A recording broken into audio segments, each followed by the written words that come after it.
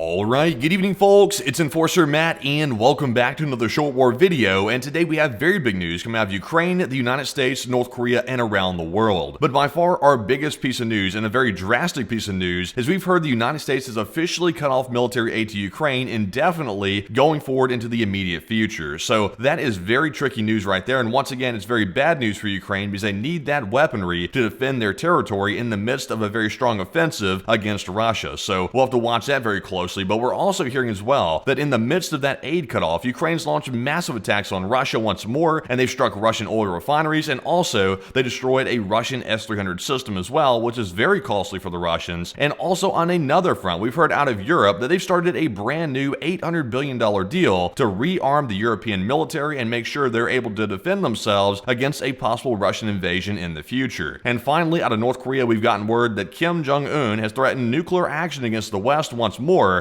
for perceived escalations against his territory. But jumping into our first post of the day, this one goes to Fitux News. And right here in the post, we see the piece of news that we were hoping never to see, but we've gotten it today. We've heard that the U.S. has paused all current military aid to Ukraine, according to Bloomberg, and also according to other sources as well. So once again, this is not good news because, of course, Ukraine is in the middle of a very heated offensive against Russia right now, and currently, Ukraine's making significant progress on the front lines, which is a change from recent months when it was basically a stalemate. So this pause is coming at a very bad time, and we're told by Ukrainian officials that they're currently operating off current stockpiles inside their territory that could last for up to 6 months, but they need more shipments of aid in order to keep the fight going. And even though they can keep the war going, without U.S. aid, it could get very tricky very quickly. So this is not good news, but once again, it is flexible, so don't count Ukraine out just yet, and also don't count the United States out, because it could change, and hopefully it'll change in the near future. But jumping into our next post here, this one goes to Anton Gerashenko. And we just got more confirmation in this post right here that the Prime Minister of Poland, Donald Tusk, has confirmed that the U.S. freeze for military aid to Ukraine is visible at Poland's logistics hub that transfers weapons to Ukraine, and Tusk said that they have no reason to believe that these are just words coming out from the United States. So we have more on-the-ground confirmation here that this is an actual freeze on weaponry, and apparently whatever was on its way to Ukraine was turned around and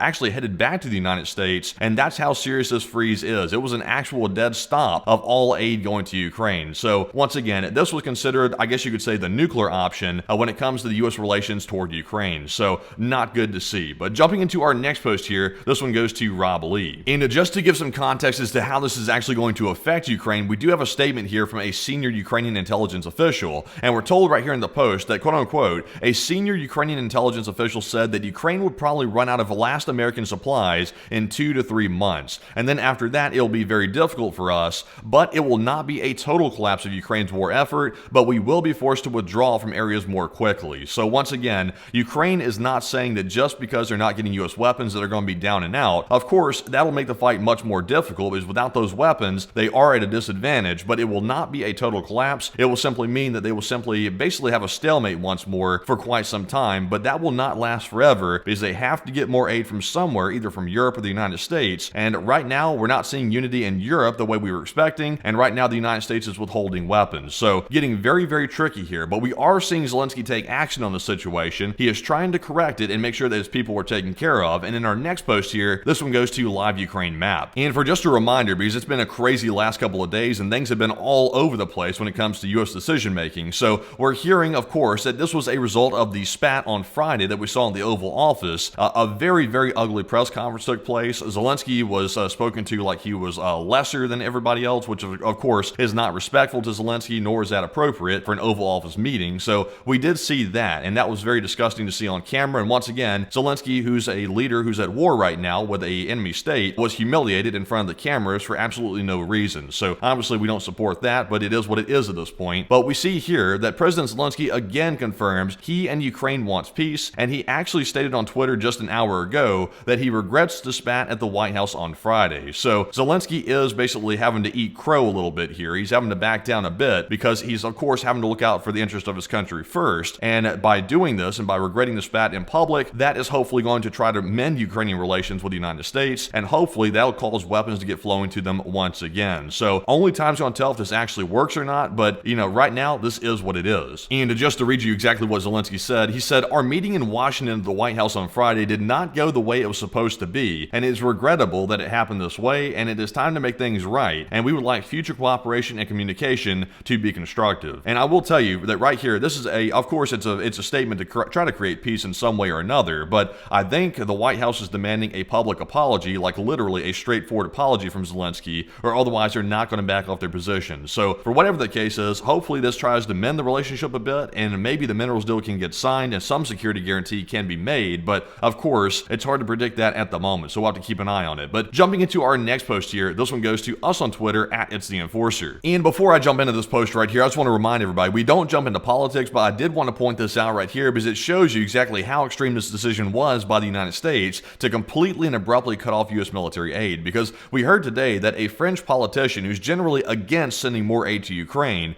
campaigned on reining it in, and today even she called this whole decision by the United States brutal and cruel because it did not give Ukraine the opportunity to find new sources of aid and basically screwed them over to a large extent by abruptly cutting it off instead of giving them a chance to find a new source. And if you know anything about Marine Le Pen in France, you'll know that that is quite a statement coming from her, especially about Ukraine, because generally speaking, I've not heard very positive things from her about sending more aid to Ukraine for them to fight the war effort. So for her to say that, that's really saying something right there. So just for some context right there. But anyways, jumping into our next post, this one goes to Nexta. But nonetheless, even though aid has been halted to Ukraine, that has not halted the war effort, of course, because Ukraine must keep fighting because Russia is still, with their meat grinder strategy, they're still doing that. So they can't just stop fighting. So amid this halted U.S. support, Ukraine's defense forces delivered their successful strike on Russia's oil infrastructure, and overnight, 2 oil refineries, the Serbian and also the Novoshatinsk, as well as oil pipeline infrastructure in Rostov region, they were all hit last night by Ukrainian forces, and the targeted refineries had just resumed production after previous strikes by Ukraine's defense forces. So we do have some video evidence here of these strikes, so let's take a look at our first video.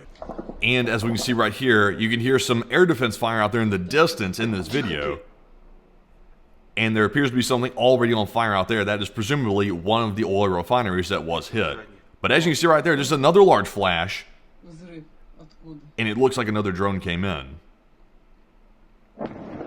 And there you can hear the blast from it right there. And as you can see, Ivan here is currently in his house and he's looking at it. He's thinking, that's not good whatsoever. It looks like we're getting hit. And of course, small arms fire is not a really good way to defend an entire refinery. So that's the Russians for you once again. But jumping into our next video here, let's take a look.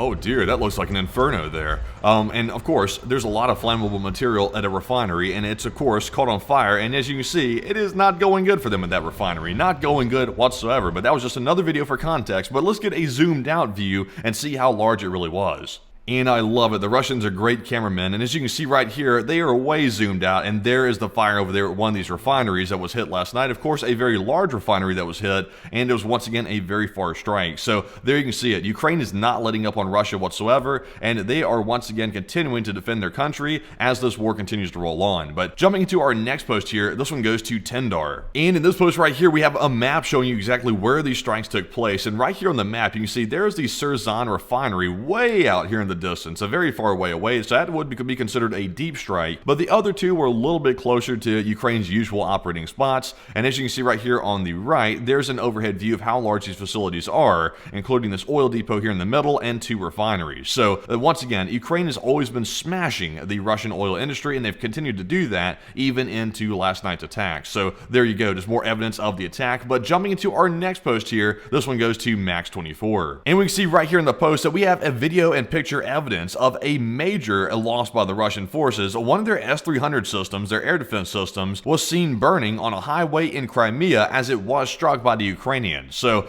taking a look here at the photo, you can see the Russians tried to blur something out here like it's a top secret thing, but it's not. We see right here, the S-300 was hit specifically on the radar part of the system, and this is a very big loss for the Russians because these systems are very expensive. I think they're $150 million to $300 million a piece, and for the Russians, who are dead broke at this point, that is certainly not a good thing for them to lose a piece of equipment that expensive. So we saw the picture there, but we also got some video evidence of it on fire as well, just to show you how bad it was. So let's take a look at the video. And as you can see right there, it looks like that thing is burning quite badly, and the Russians are running around the front of it.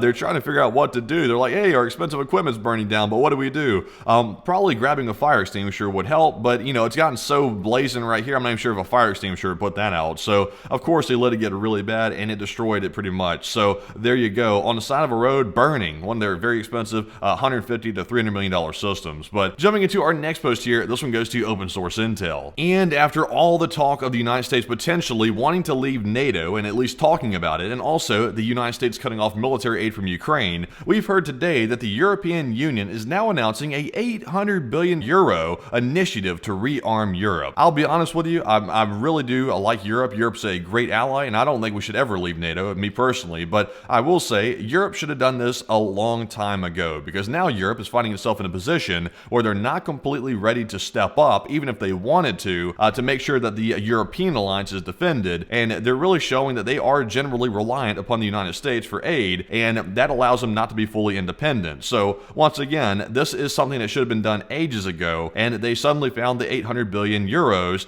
to make this happen. So I'm glad to see they're doing it, but they are a little bit late, I will say that, but at least they're jumping on it now. So good news on that front. But jumping into our next post here, this one goes to Max24 once again. And in the midst of the European Union raising funds to rearm Europe, we're also hearing that France intends to raise all possible funds to compensate for the suspension of American military aid to Ukraine, according to the French Prime Minister. So I guess we'll have to wait and see on this one, because once again, the French do a lot of talking, but they need to actually take some action here to help Ukraine out before they just keep, basically yapping on. I do admire the French, their commitment to Ukraine, but they need to actually get some of this stuff done instead of just talking about it. So hopefully this is carried out, and of course, Ukraine will be very grateful for it because they need all the aid they can get at this point with the current U.S. aid being cut off. But jumping into our next post, this one goes to Nexta. And we had one small piece of news coming out of the Middle East situation. Of course, Iran and Israel is always an ongoing situation, so we do have that going on. And also, Iran is of course very close to developing a nuclear weapon according to U.S. intelligence reports. And today, we heard that the U.S. president asked Vladimir Putin, the dictator, to mediate nuclear negotiations with Iran. I'm a little bit mixed on this one right here because of course, I personally don't believe we should be having relations with a dictator who's Vladimir Putin, but in this situation, maybe Putin would be the only one that can actually talk Iran out of creating a nuke. They might be the only chance for it. But even at that though, I'm not sure if Iran's going to back off their nuclear threats, because that seems to be the only thing that they have in their cards right now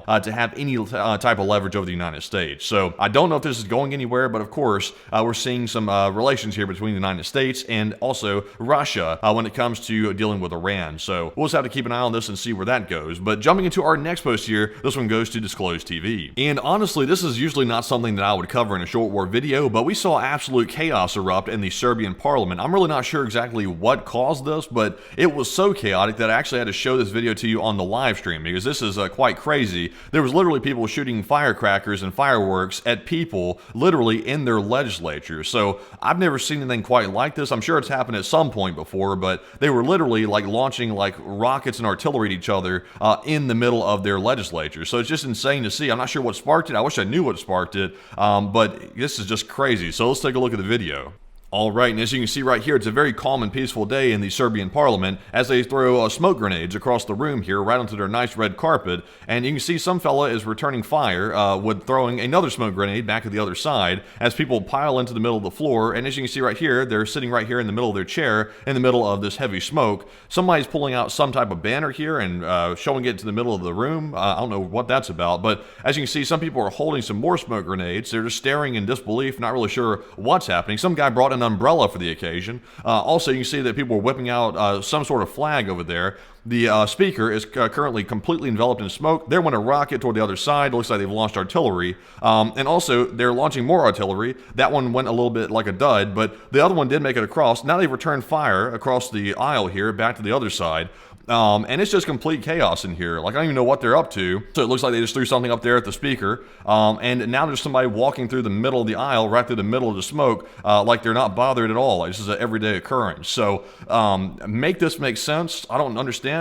Politics around the world seems to be going haywire these days, and Serbia seems to be going haywire as well, yet again. So there you go, like a play-by-play, like a sports commentary right there on some crazy stuff happening inside of Serbia. So just want to show that because it was kind of intriguing to see that in a civilized environment like that. But anyways, jumping into our next post here, this one goes to Inside Geopolitics. But one country that is always unhinged and always crazy acting, it would be North Korea. And we're hearing today that North Korea is seriously considering measures to escalate its nuclear weapons actions, and this follows the U.S. sending an aircraft carrier to South Korea this week. So once again, we are seeing the U.S. basically do force projection measures near North Korea, and North Korea is not responding to that very good. We had heard that apparently this new administration was going to be very friendly to North Korea to try to once again foster relations with them, but that looks to be very unlikely based on the current statements coming out of North Korea, and it sounds like that relationship is completely gone, according to Kim Jong-un. So jumping into our next post here, we do have some more information about the whole situation, and this one goes to Global Military Info. And we did hear from Kim Yo-jong,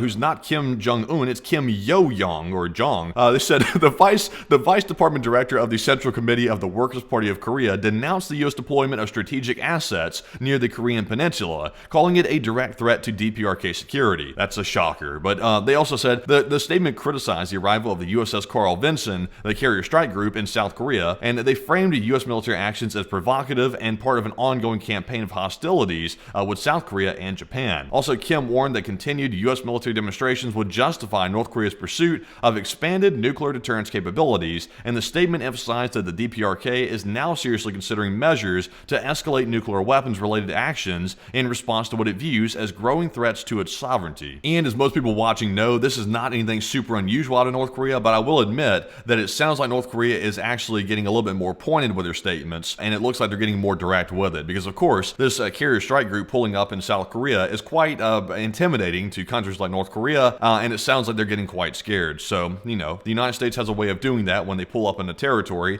They typically scare the hell out of everybody, including the dictator here in North Korea. So, once again, he's threatening to nuke people over it like usual. But jumping into our next post here, this one goes to PSO1. And also, not only is North Korea acting up, but also China is acting up around Taiwan. Once again, this has been an ongoing thing for actually a couple of weeks now, but we're hearing it's still ramping up. China's activity around Taiwan in February of 2025 increased by 40% in terms of number of aircraft operations compared to January. So they are ramping things up quite a bit. Once again, the Taiwan situation is not de-escalating in the recent weeks, it is actually getting worse. So China does not appear to be deterred by any of recent actions by the United States, and in fact, it looks like they've been emboldened for some unknown reason. But of course, they are getting quite crazy around Taiwan, and that is causing fears of maybe a potential invasion of Taiwan in the near future. But only time's going to tell, because that's been floating around for quite some time. But with that, folks, that is actually our last piece of news for the day. So I hope you found today's video informative. Of course, not the best news coming out today, I'll be perfectly honest, not the best news, but of course, it is not over yet. Things are flip-flopping so crazy every single day. There's no telling how this is going to end. Once again, it looks like U.S. aid is cut off to Ukraine right now, but that could change within literally hours. Like, that's how crazy things are these days.